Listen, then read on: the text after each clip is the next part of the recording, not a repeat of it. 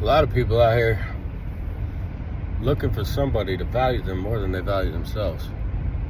Looking for somebody that they can love themselves through. And that's why a lot of people fail. It's the old notion that I'm not who I think I am. I'm not who you think I am. I'm who I think that you think I am. That's how most people by default find their identity. That's how they identify themselves. But if we get away from that and into more positive self-talk and awareness and attention, instead of defining ourselves by what we think other people think, we can define ourselves uniquely by what we think of ourselves, what we say to ourselves. Because you're not what anybody thinks. You're not what you think. You're not what they think. You're what you repeatedly do.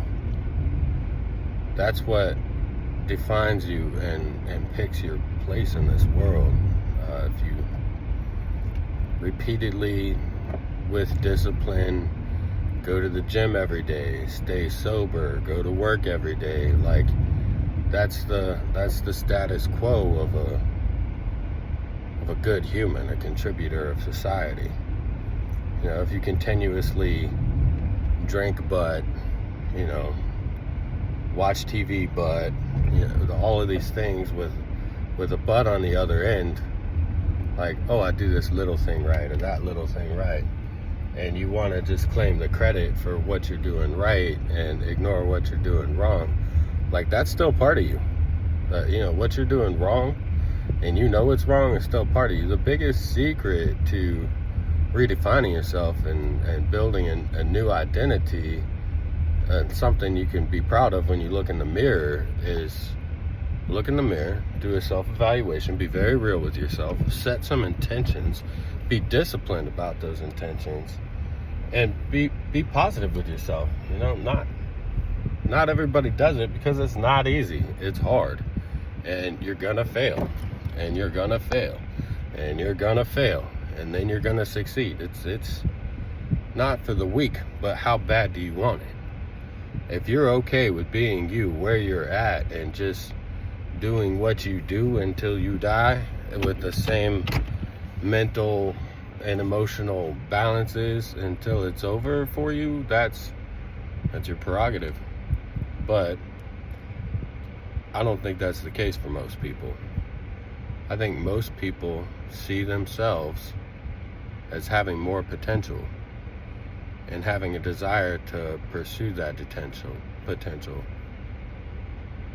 I think that's most people I talk to anyway. Sometimes I'll meet somebody, they're perfectly content living in whatever it is that they're living in, abandon their masculinity, abandon their fight a long time ago, and they just say things like happy wife, happy life, or get along to go along.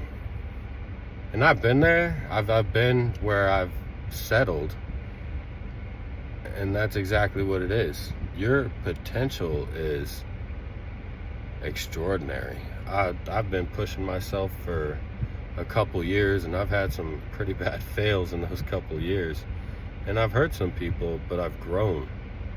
And in that growth over years, I quit a whole bunch of things I know I shouldn't be doing, and I'm doing a whole bunch of things that I know I should.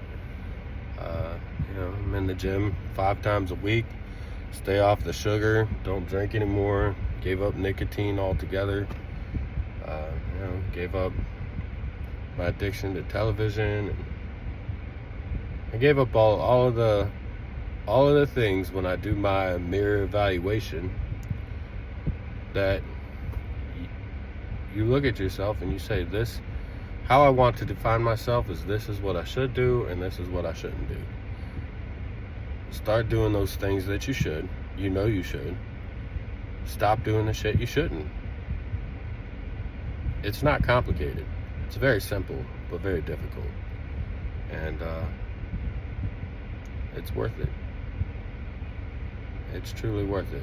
Outside looking in, I'm not sure if someone would say that my situation improved, but inside looking in,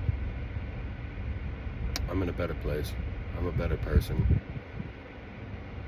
I'm more okay. I don't feel like I'm leaving it on the table or not tapping potential. Even on the days I don't make progress, I don't lose ground. I'm not ashamed.